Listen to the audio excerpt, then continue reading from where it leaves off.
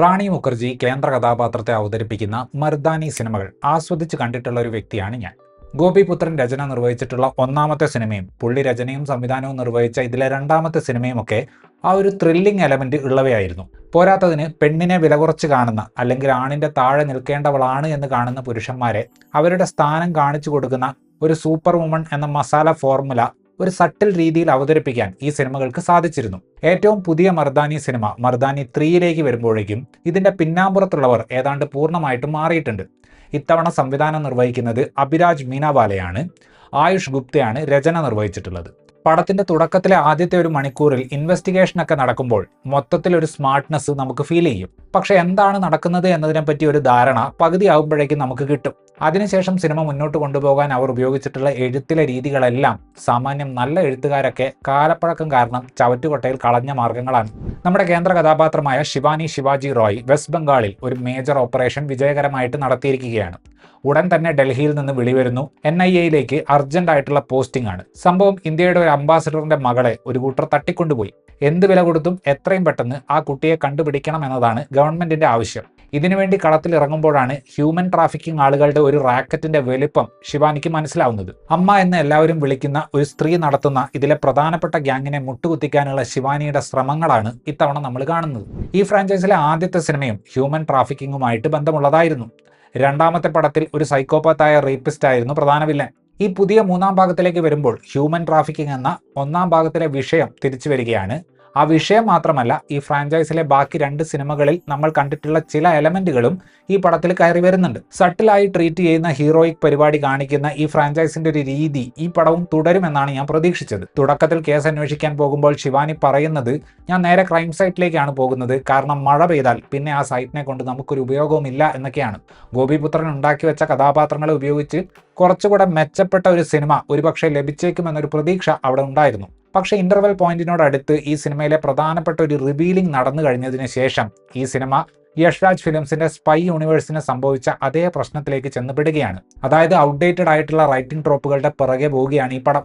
മർദാനി ഫ്രാഞ്ചൈസിലെ സിനിമകൾ ബോളിവുഡിന് എന്തെങ്കിലും കാര്യമായിട്ട് കോൺട്രിബ്യൂട്ട് ചെയ്തിട്ടുണ്ടോ എന്ന് ചോദിച്ചു കഴിഞ്ഞാൽ അതിനുള്ള ഉത്തരം ആ സിനിമകളിലെ വില്ലന്മാരായി വരുന്ന അഭിനേതാക്കൾ ഭാവി വാഗ്ദാനം എന്ന് തോന്നിക്കുന്ന ആളുകളായിരുന്നു എന്നതായിരുന്നു. ഹോം ബൗണ്ടിൽ അഭിനയിച്ച വിശാൽ ജേത്വ മർദാനി 2 വില്ലനായിരുന്നു. പെർഫോമൻസ് ഒന്നുകൊണ്ട് മാത്രമായിരുന്നില്ല ആ വില്ലൻ കഥാപാത്രങ്ങൾ മികച്ചതായത്.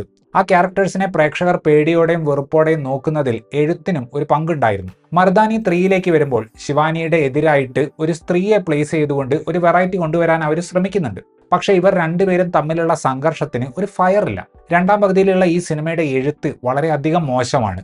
ചില കഥാപാത്രങ്ങളുടെ യഥാർത്ഥ പർപ്പസ് എന്താണെന്ന് റിവീൽ ആകുമ്പോൾ നമുക്ക് യാതൊരു തരത്തിലുള്ള ഞെട്ടലും തോന്നില്ല. കാരണം അരമണിക്കൂർ മുന്നേ തന്നെ എന്താണ് സംഭവിക്കാൻ പോകുന്നത് എന്ന് നമുക്ക് ഊഹിക്കാൻ പറ്റും. ഏറ്റവും അവസാനത്തെ ഫൈറ്റ് സീക്വൻസിൽ റാണി മുഖർജി ഇങ്ങനെ പ്രസംഗം നടത്തുന്നതിന്റെ ഇടയിൽ തല്ലുന്നത് പോലത്തെ ഡയലോഗുകൾ കേൾക്കുമ്പോൾ പുള്ളിക്കാരിക്ക് അടുത്ത ഇലക്ഷനിൽ നിൽക്കാൻ വല്ല പ്ലാനും ഉണ്ടോ എന്ന് നമുക്ക് സംശയം തോന്നിപ്പോകും. പിന്നെ യഷ്രാജ് ഫിലിംസിനോടാണ് പറയാനുള്ളത്, സുനീതി ചൗഹാൻ പാടിയ മർദാനി ആന്തം എന്നൊരു പാട്ടുണ്ട്.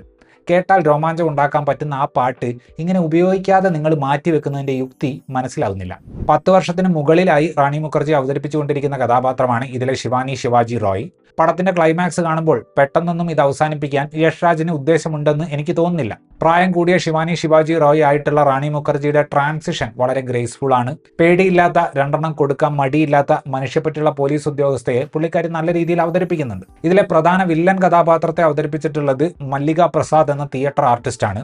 ഗംഭീര പ്രകടനം തന്നെയാണ് അവർ കാഴ്ചവെച്ചിട്ടുള്ളത്. ഒരുപാട് തിയേറ്ററിക്കൽ ആയിട്ടുള്ള എക്സ്പ്രഷനുകൾ ഇട്ട് പേടിപ്പിക്കാതെ ചിരിയിലൂടെയും മിനിമൽ ആയിട്ടുള്ള എക്സ്പ്രഷൻ ചേഞ്ചുകളിലൂടെയുമാണ് അവർ ആ ക്യാരക്ടറിന്റെ ഒരു പവർ കാണിക്കുന്നത്. പ്രജേഷ് കശ്യപാണ് മറ്റൊരു പ്രധാനപ്പെട്ട റോൾ ഈ സിനിമയിൽ ചെയ്തിട്ടുള്ളത്. പക്ഷേ രണ്ടാം പകുതിയിൽ പുള്ളിയുടെ പെർഫോമൻസ് പ്രതീക്ഷിച്ചതിലും താഴേക്ക് പോയി. നാഷണൽ അവാർഡ് നേടിയ ജാൻകി ബോദിവാല ഈ സിനിമയിൽ ഫാത്തിമ എന്നൊരു കഥാപാത്രത്തെ അവതരിപ്പിച്ചിട്ടുണ്ട്. കാര്യമായി മെനക്കെടാതെ എഴുതിയുണ്ടാക്കിയ ആ കഥാപാത്രത്തെ എങ്ങനെ അവതരിപ്പിക്കണമെന്ന് അവർക്കും മനസ്സിലാകുന്നില്ല. ഫ്രാഞ്ചൈസിനെ മൊത്തത്തിലൊന്ന് അപ്ഡേറ്റ് ചെയ്യും എന്ന് തോന്നിപ്പിക്കുന്ന രീതിയിലാണ് മർദാനി 3 തുടങ്ങുന്നത്. പക്ഷേ കഥ മുന്നോട്ട് പോകുന്തോറും ക്ലീഷേകളിൽ നിന്ന് ക്ലീഷേകളിലേക്കാണ് പടം പോകുന്നത്. മേക്കിങ്ങിലും എഴുത്തിലുമുള്ള ക്രാഫ്റ്റിന്റെ അഭാവത്തെ ആരും ശ്രദ്ധിക്കാതിരിക്കാൻ സ്ത്രീ ശാക്തീകരണം നല്ലപോലെ വാരി വിതറാൻ നോക്കുന്നുണ്ട്. വാർ 2 നല്ല ഒന്നാന്തരമായിട്ട് ബോക്സ് ഓഫീസിൽ പരാജയപ്പെട്ടതോടെ സ്പൈ യൂണിവേഴ്സിന്റെ ഭാവി അനിശ്ചിതത്വത്തിലായിട്ടുണ്ട്. ഒന്നാമത്തെയും രണ്ടാമത്തെയും മർദാനി സിനിമകൾ ആളുകൾ എന്തുകൊണ്ട് ആസ്വദിച്ചു എന്നതിനെക്കുറിച്ച് അവരൊന്ന് ഇരുത്തി ചിന്തിച്ചില്ലെങ്കിൽ മർദാനി 4 കഴിഞ്ഞാൽ ശിവാനി ശിവാജി റോയ് ഒരുപക്ഷെ തിരിച്ചു വന്നേക്കില്ല. ഇത്രയുമായിരുന്നു ഈ സിനിമയെക്കുറിച്ചിട്ടുള്ള എൻ്റെ റിവ്യൂ. വീഡിയോ ഇഷ്ടപ്പെട്ടാൽ ലൈക്ക് ചെയ്യുമെന്നും കൂടുതൽ വീഡിയോകൾക്ക് വേണ്ടി ഈ ചാനൽ സബ്സ്ക്രൈബ് ചെയ്യുമെന്നും പ്രതീക്ഷിക്കുന്നു. താങ്ക്